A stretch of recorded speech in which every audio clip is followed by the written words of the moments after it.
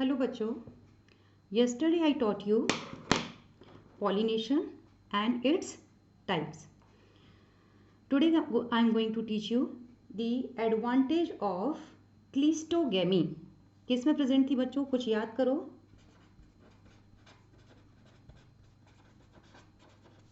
Of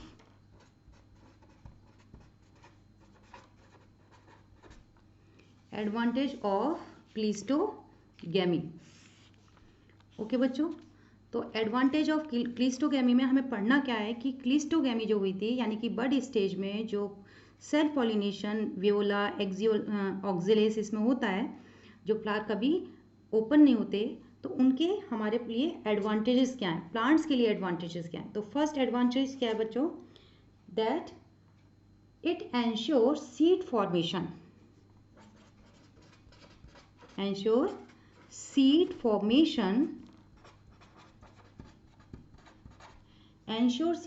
formation even the absence of any pollinating agent.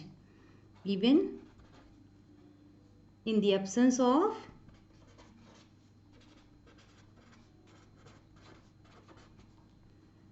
any pollinating agent या agency. ये लिखकर क्या आना होता है एग्जाम में. ओके बच्चों. एंड सेकंड इज क्या हो सकता है, यस इट इज चीपर.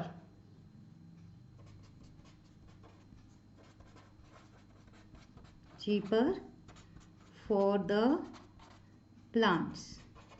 क्यों भाई चीपर क्यों है, because there is no costly nectar or fragrance to produce by the plants for the purpose of pollination. क्योंकि बर्ड ओपन ही नहीं हो रही, कोई पॉलिनेटिंग एजेंट नहीं चाहिए, कोई पॉलिनेटिंग एजेंट नहीं चाहिए, तो उसके लिए कोई नेक्टर वेक्टर डेवलप करने की ज़रूरत नहीं है. Okay, so these are the importance of cleistogamy. Okay बच्चों, now we are going to discuss agents of pollination. Agents of pollination. वैसे एक बात है कि एडवांटेज है तो डिसएडवांटेजेस भी तो होनी चाहिए. क्या हो सकती हैं disadvantages.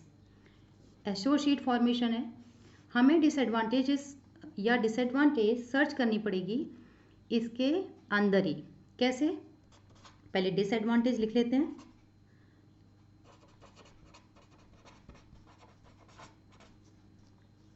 Disadvantage of cleistogamy.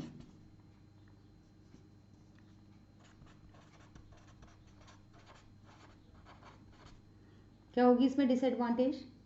Disadvantage होगी बच्चों because they are genetically self pollinating plants या फ्लावर्स, यानी कि सेल्फ पॉलिनेशन चल रहा है. तो इट मीन्स क्या है कि कोई जेनेटिक डिफरेंसेस नहीं आएंगे. ओके, और जितना गैमीट फॉर्मेशन के टाइम डिफरेंस हुआ है वही आपको डिफरेंस मिलेगा. तो क्या लिख सकते हैं इसमें, offsprings produced by cleistogamy have limited what, limited genetic diversity. limited genetic diversity होगी. what is the reason that they have limited genetic diversity, because transfer of pollen grains takes place from one flower to another flower of same plant. यहाँ important क्या है, same plant, यानी कि plant का चाहे एक flower लो, चाहे दूसरा फ्लावर लो, चाहे लीफ लो, चाहे आप सीड्स लो, they have same genetic makeup. तो जेनेटिक डिफरेंसेस बहुत ही लिमिटेड होंगे. That's why this is one disadvantage of cleistogamy. ये 3 मार्क्स में पूछा जा सकता है कि write 2 advantages of cleistogamy and 1 disadvantage. Why assured seed formation takes place in cleistogamy. Okay, give examples of plants in which cleistogamous and chesmogamous both type of flowers are present. इस तरीके के questions आपके board में आए हैं. क्योंकि starting है तो your understanding is clear. when you will finish your syllabus then there will be confusion in many topics. Okay बच्चों, now अब हमारा टॉपिक क्या होने वाला है, एडवांटेज पढ़ ली, डिसएडवांटेज पढ़ ली. When cross pollination takes place that time there is need of pollinating agents. तो अब हमारा टॉपिक जाने वाला है पॉलिनेटिंग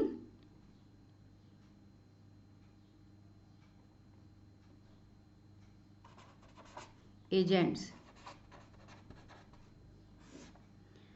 कितने टाइप में डिवाइड कर दें भाई पॉलिनेटिंग एजेंट्स को? हु आर पॉलिनेटिंग एजेंट्स या pollinators? Those which involve in pollination, in cross pollination, in transfer of pollen grains from anther to stigma. So pollinating agents are of two types. We can classify pollinating agents into two categories. कौन कौन सी categories हो सकती हैं? Biotic and abiotic. Biotic agents and second type abiotic agents. You can prepare notes from my notes. Okay? तरीका तो at least आपको लग ही जाएगा कि ज़्यादातर हमें चीज़ें किस में डिस्कस करनी है, किस में राइट डाउन करनी है, किस में एक्सप्लेन करनी है, पॉइंट्स और हेडिंग्स में. Okay? Biotic agents of course ही बात है कि they are living agents. Okay? And in this we are keeping animals. And abiotic agents obviously पढ़ा है ना, इकोसिस्टम में there are two types of abiotic and biotic components. So here also there are two types of pollinating agents, pollinators, agents of pollination, biotic and abiotic. Abiotic में कौन से हैं? non living agents. Okay, non living agents. And in this we will keep wind and water.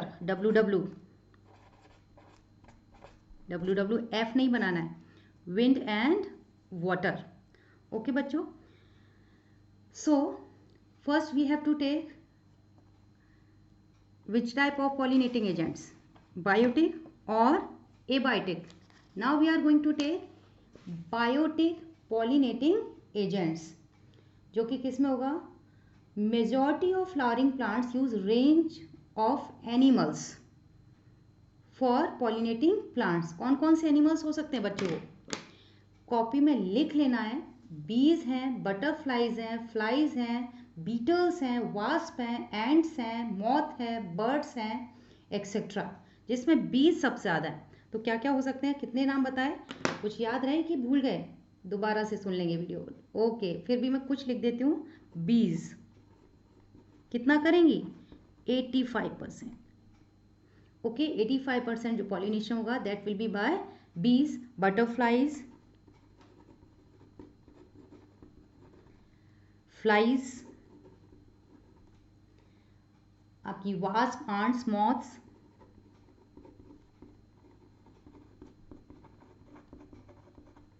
Okay, birds भी हो जाएंगे, bats हो जाएंगे,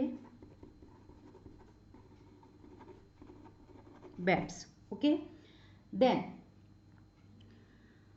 अब अगर पॉलिनेशन हो रहा है तो what is the characteristic of flowers which are pollinated by biotic agents? Living organism है और लिविंग ऑर्गेनिज्म को अट्रैक्ट करने के लिए फ्लावर के पास में कुछ ना कुछ ऐसा अट्रैक्टिंग मटेरियल होना चाहिए जैसे कि फ्लावर इंसेक्ट्स को अट्रैक्ट कर सकें. तो फ्लावर में क्या करेक्टरिस्टिक फीचर्स हो जाएंगे फॉर पॉलिनेशन बाय इंसेक्ट्स और एनिमल्स? तो कौन कौन से हो सकते हैं? दे आर इफ फ्लावर, यानी कि हमें हेडिंग क्या डालनी है? Characters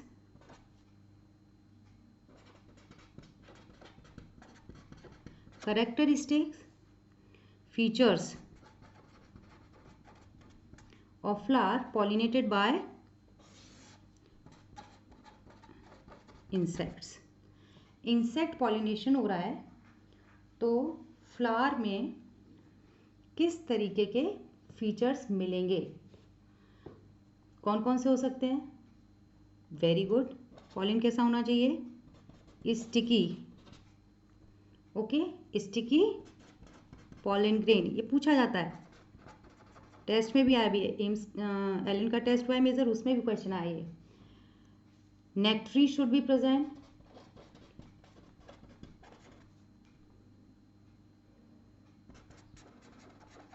presence of nectaries. कैसे होने चाहिए फ्लावर? फ्रेग्रेंस होनी चाहिए, यानी कि फ्रेग्नेंट होनी चाहिए। कलरफुल होने चाहिए टू अट्रैक्ट द इंसेक्ट।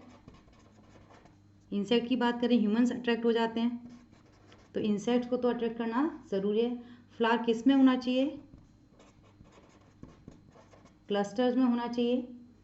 और क्लस्टर्स में जब फ्लावर होगा तो कैसा होगा उसका कैसा होगा?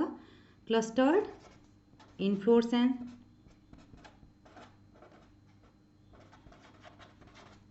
और क्या हो सकता है? Large size of flower. Okay, अगर फ्लाइज एंड बीटल्स से पॉलिनेट हो रहे हैं, if they are pollinated by flies and Beatles,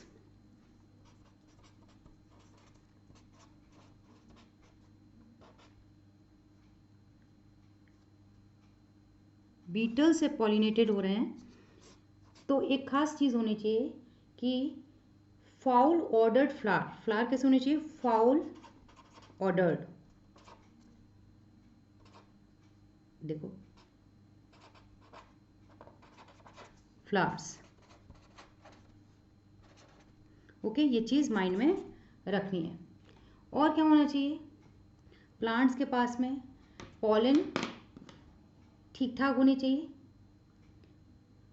okay, तो अगर इस तरीके से, कुछ तो प्लांट्स ऐसे होते हैं, वो ऐसे कुछ एनिमल्स ऐसे होते हैं, they act as nectar robbers. Okay, and nectar robbers means कि without pollinating the flower they take nectar, they consume nectar. Okay, मतलब उन्हें पॉलिनेशन नहीं करना है, लेकिन फिर भी वो क्या कर लेते हैं? नेक्टर को ले लेते हैं। ओके बच्चों, तो इस तरीके से फ्लावर क्या, जो इंसेक्ट्स के थ्रू फ्लावर होगा उसके कैरेक्टरिस्टिक्स हो जाएंगे। Okay, rest we will study tomorrow, क्योंकि ज़्यादा अगर वीडियो बन जाता है तो अपलोड होने में दिक्कत होती है। ओके बच्चों, till then what we are going to say, bye bye.